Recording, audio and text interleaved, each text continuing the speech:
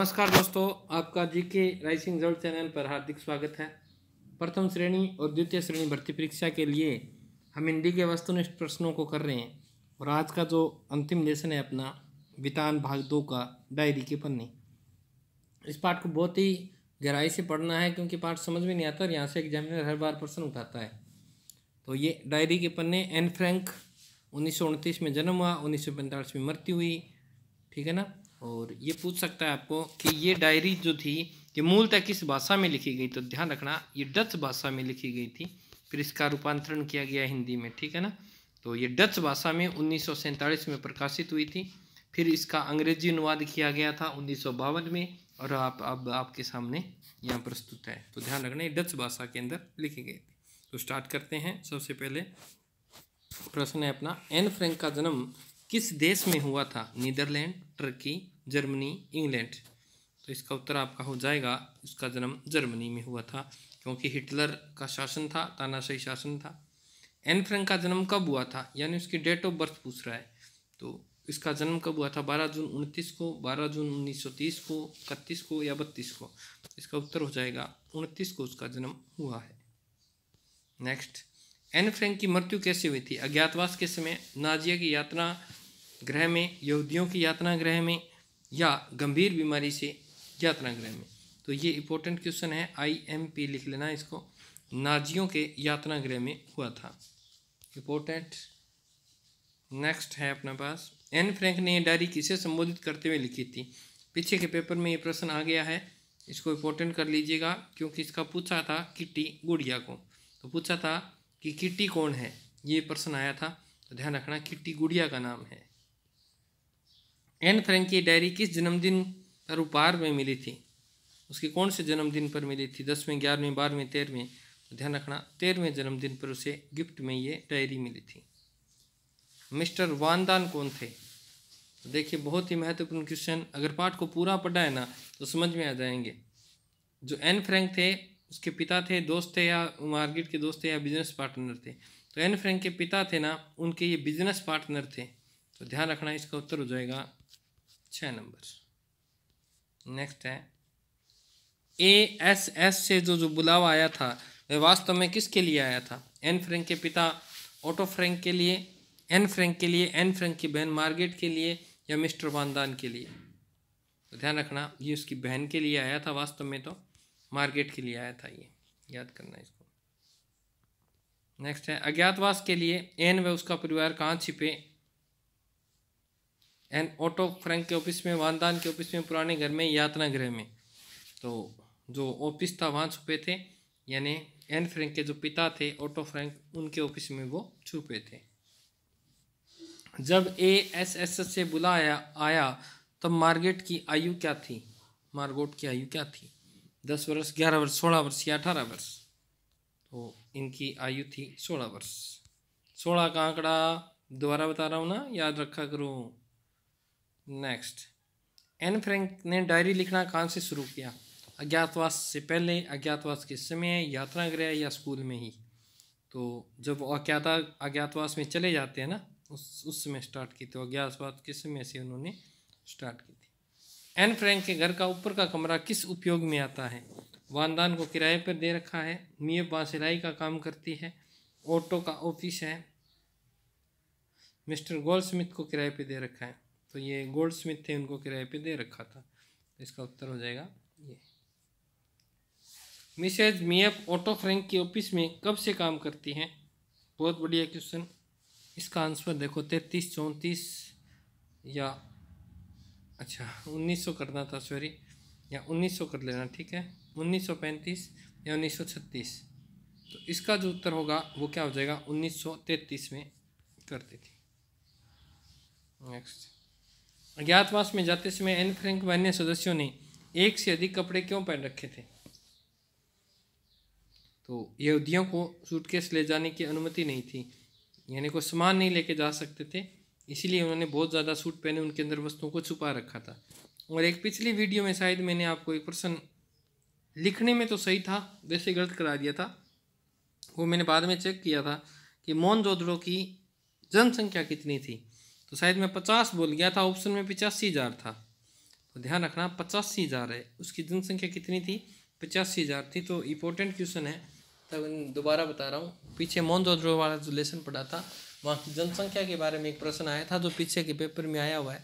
तो उसका मैंने आपको शायद 50 बता दिया था बोलने में, और लिखा तो मैंने 85 था, तो वो 85 होगा, 85। वो 50 जैसा दिखा तो मैंने 50 बोल दिया होगा, तो इसका उत्तर सही कर लेना भाई।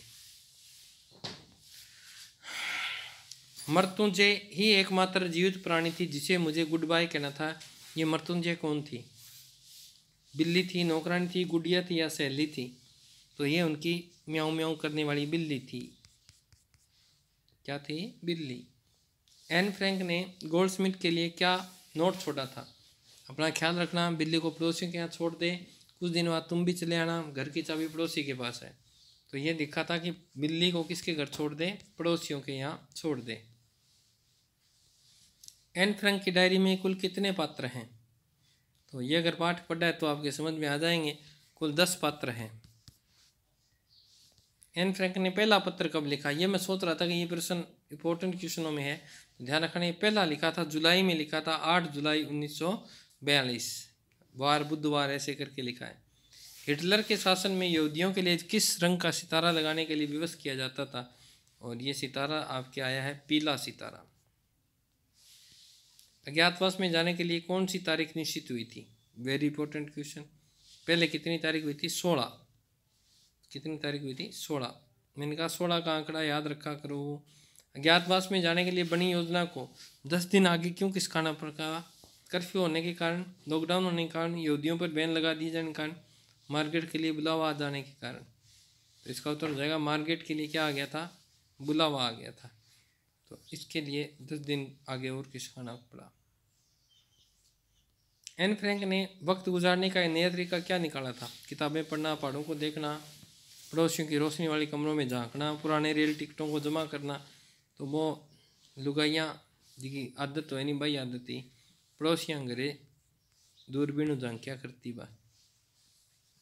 एन फ्रैंक ने किसी अच्छे दोस्त अच्छे खासे चुगलखोर का है, यानी माँ ने जा जाके चुगली कौन करते हो?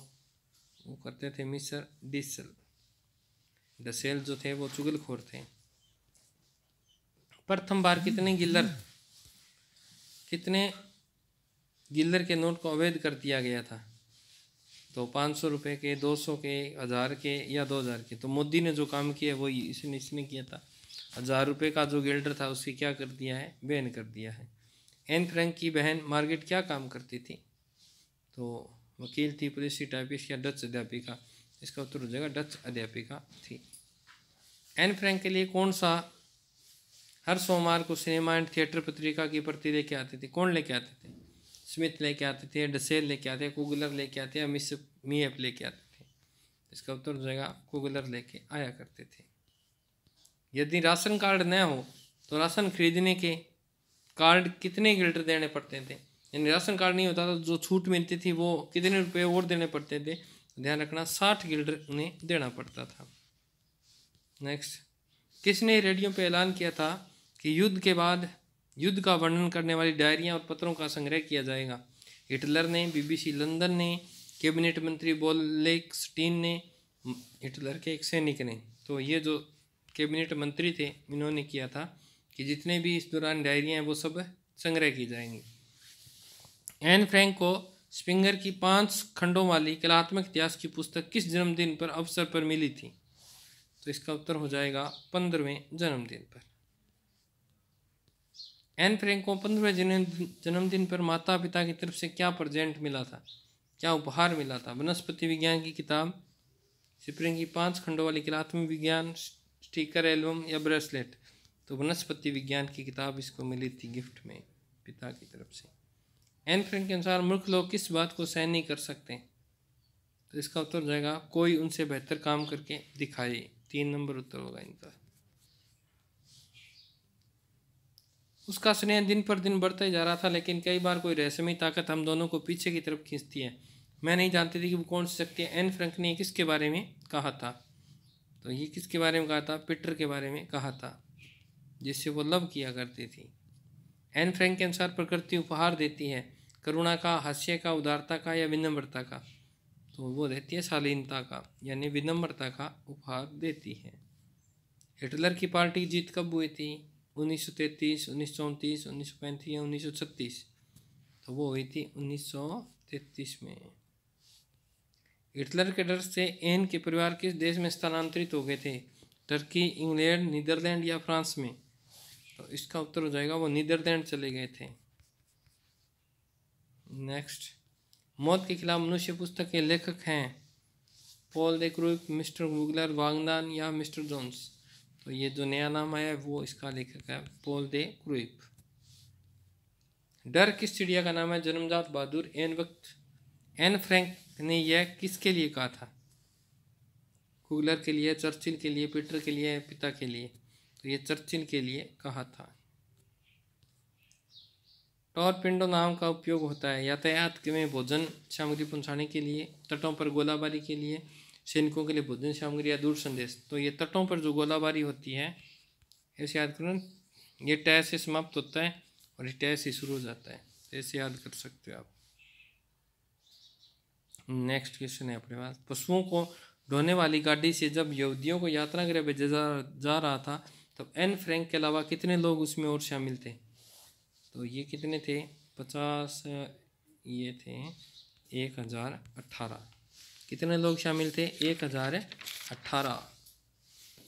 नेक्स्ट क्वेश्चन देखिए, नाजी दस्तावेजों के 5 करोड़ पन्नों में एन फ्रैंक का नाम कितनी बार आया है? तो एन फ्रैंक का नाम सिर्फ एक बार आया है। एन फ्रैंक की डायरी का प्रथम प्रकाशन कब हुआ? ये मैंने वैसे करवाया था, देश आज़ाद हुआ था तब 47 में हुआ था। डायरी किस भाषा में है? ये तो मैं अभी करवा के आया था, डच भाषा में है। एन फ्रैंक की डायरी अंग्रेजी भाषा में कब प्रकाशित हुई? तो वो कब हुई थी? 52 में। पहला चुनाव हुआ था 52 में प्रकाशित हुई थी। एन फ्रैंक की डायरी का हिंदी अनुवाद किसने किया? वेरी वेरी इंपॉर्टेंट क्वेश्चन है भाई, ये पूछ सकता है। तो सूरज प्रकाश ने इसका क्या किया है?